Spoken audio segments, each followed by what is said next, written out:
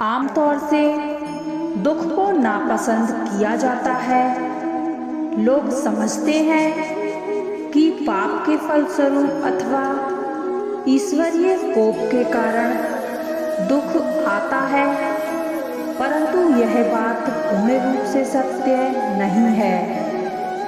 दुखों का एक कारण पाप भी है, यह तो ठीक है, परंतु यह ठीक नहीं कि समस्त दुख पापों के कारण ही आते हैं। बहुत बार ऐसा होता है कि मनुष्य दुखी अपने प्रारंभ के कारण होता है। प्रारब्ध में वे सभी कर्म आते हैं जिनसे पूर्व जन्म में हमने किसी को दुख पहुंचाया होता है। दूसरा कारण क्रियामाण है। ये कारण वो है जिनका फल प्रायः साथ साथ या मनुष्य को इसी जन्म में भोगना पड़ता है।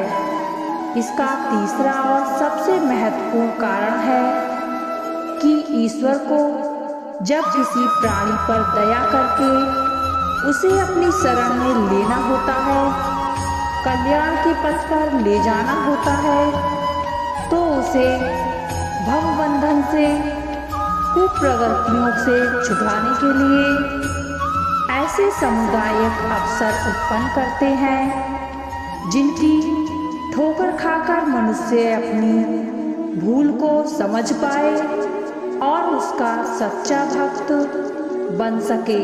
सांसारिक मोह, ममता और विषय वासना का चस्का ऐसा लुभावना होता है कि उसे साधारण इच्छा होने से छोड़ा नहीं जा सकता। एक हल्का सा विचार आता है कि जीवन जैसी वस्तु का उपयोग किसी श्रेष्ठ काम में करना चाहिए, परंतु दूसरे ही क्षण ऐसी लुभावनी परिस्थितियां सामने आ जाती हैं जिसके कारण वह विचार धूमिल पड़ जाता है और मनुष्य जहां का तहां आकर फिर से खड़ा हो जाता है।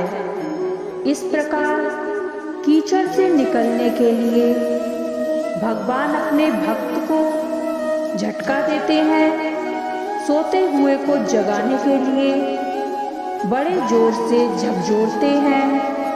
यह झटका ही हमें दुख जैसा प्रतीत होता है।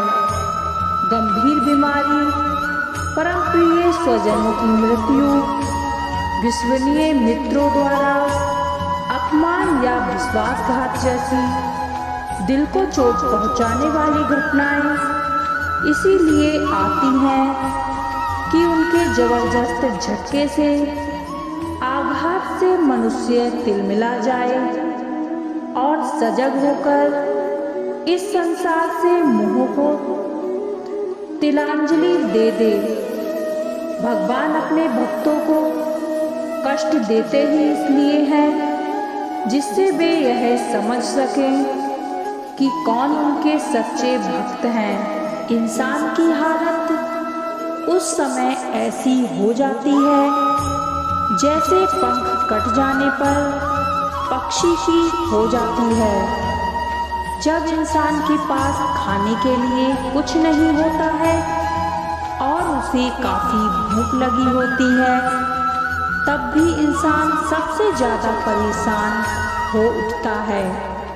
भूख भी इंसान को दुखी करती है। कुछ खाने को ना होने पर, भूख लगने पर इंसान को कच्चे चने भी खाने पड़ते हैं। दुख का मुख्य कारण कामना है। कामना के कारण अभाव की प्रतीति होती है और अभाव से मन में तनाव उत्पन्न होता है और मन का तनाव ही दुख है। मन का स्वभाव है कि उसे जिस वस्तु की कमी या अभाव लगता है वह उसकी तरफ खींचा चला जाता है। इंसान हर किसी घटना का कारण बाहर ही तलाशता है। संसार में तो अब अपने दुख का कारण भी तुम संसार को ही मानते हो, पर यहाँ बात कुछ और है।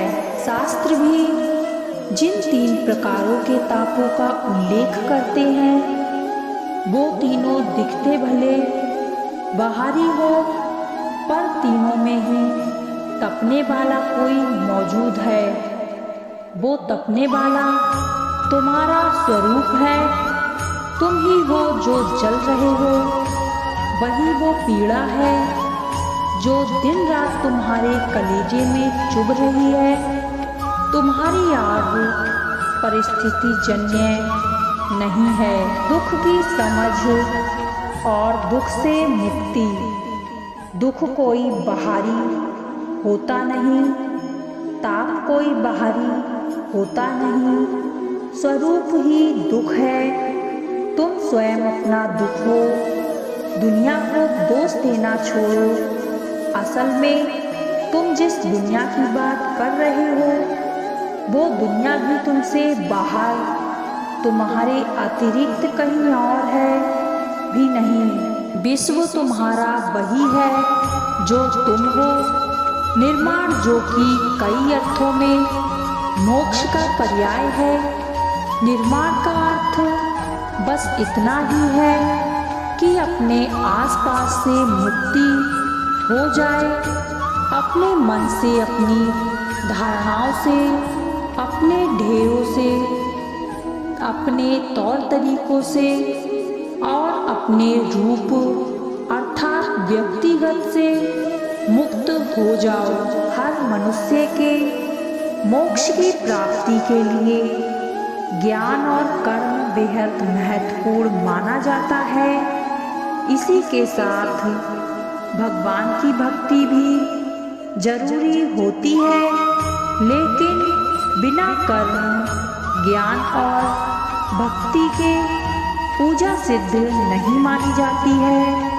पूजा पाठ करना बहुत ही सुंदर और पवित्र भाव होता है। इससे व्यक्ति के ऊपर ईश्वर की कृपा बनी रहती है और आंतरिक शांति भी मिलती है। अगर व्यक्ति सच्चे मन से ईश्वर की प्रार्थना करता है तो उसके जीवन में कठिनाइयाँ जरूर आती हैं, क्योंकि ईश्वर उन्हीं की परीक्षा लेता है जिससे वह सबसे ज़्यादा प्रेम करता है।